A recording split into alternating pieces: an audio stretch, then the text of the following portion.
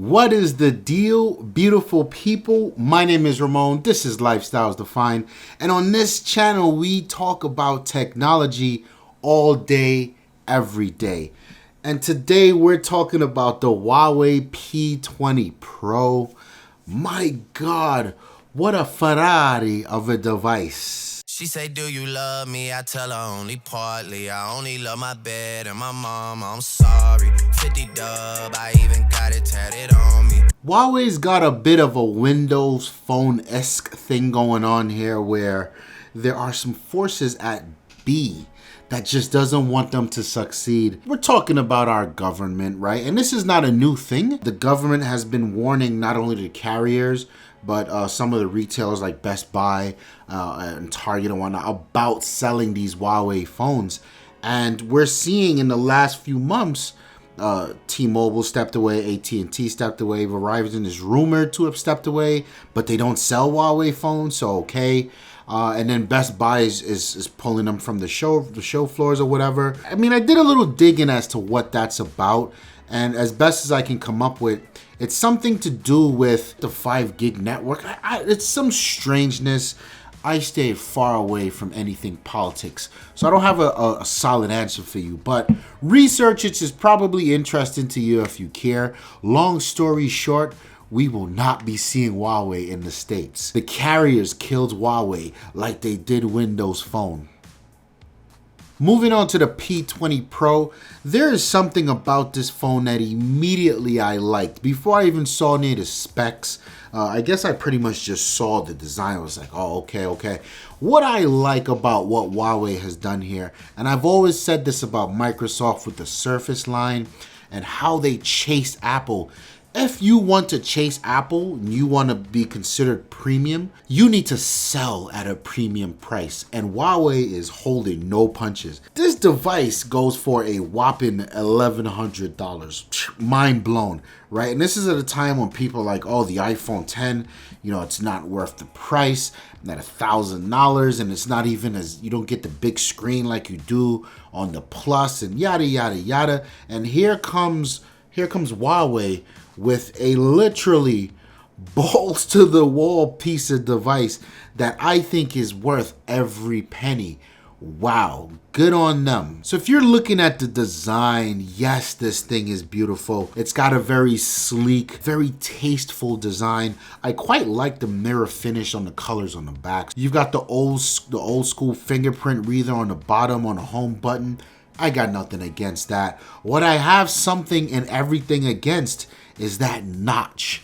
Now, they packed a 24 megapixel sensor into the front facing camera, and they've got this face unlock that Huawei is saying is so much more faster than anything else in the Android world, and quite a bit faster than even Apple's Face ID, but that doesn't give you the right to put a notch on the phone. I saw an article the other day, and if you guys have been on the channel, you know I've been saying this. I saw a headline. I didn't read the article. I forgot. I think it was The Verge or maybe Engadget. There's nothing wrong with the notch per se.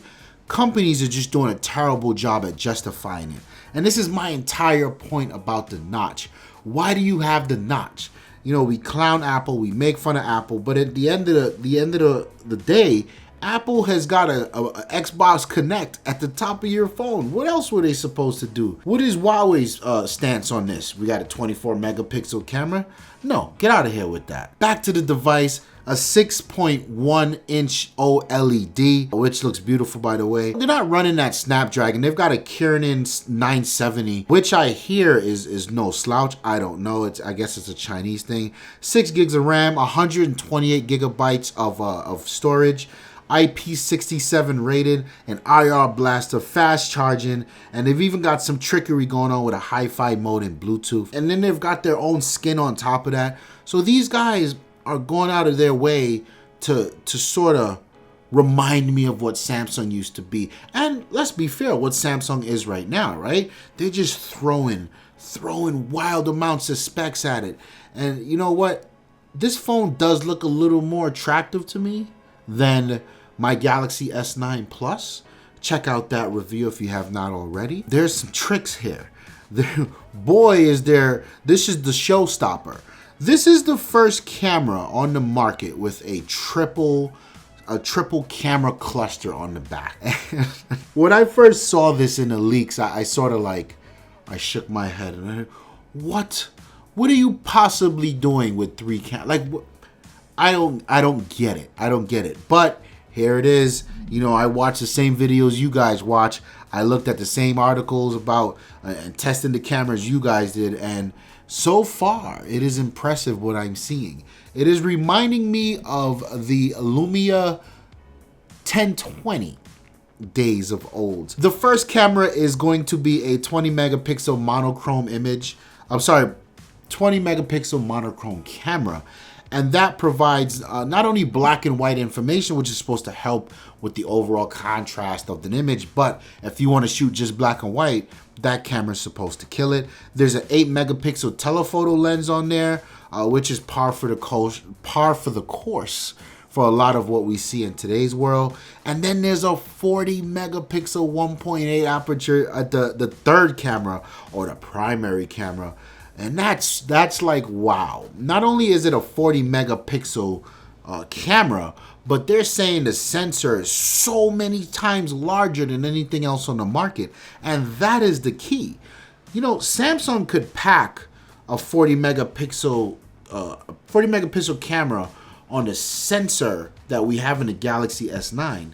But why would you, right? Here, Huawei is going about it the right way. No, make a bigger sensor, which means you gather that much more information. It's not always about the megapixel. So I'm happy to see that was a very intelligent decision.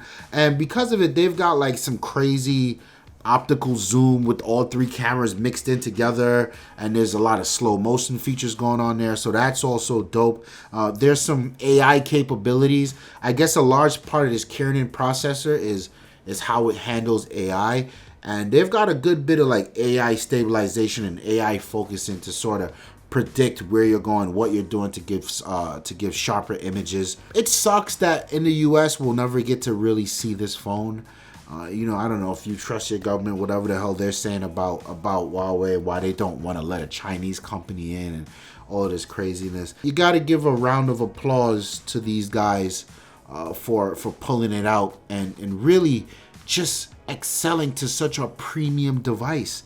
You know, a lot of other companies are having problems just sort of executing on the level of a Samsung and an Apple. So it's good to see Huawei join the ranks. And sure, we may not have easy access to this here in the US, but at the end of the day, it's a win for Android, a much more premium experience.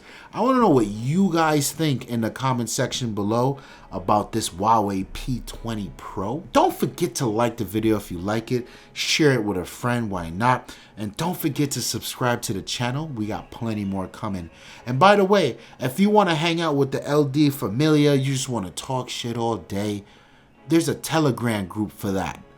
Link is in the description below. My name is Ramon. I'm out of here. Peace.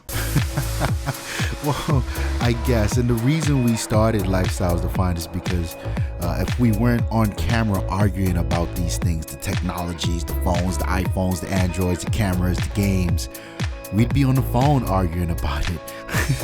We'd be in each other's houses arguing about it. So why not just put it in front of a camera for everyone to enjoy it the way we do? That's what Lifestyles Defined is all about. We just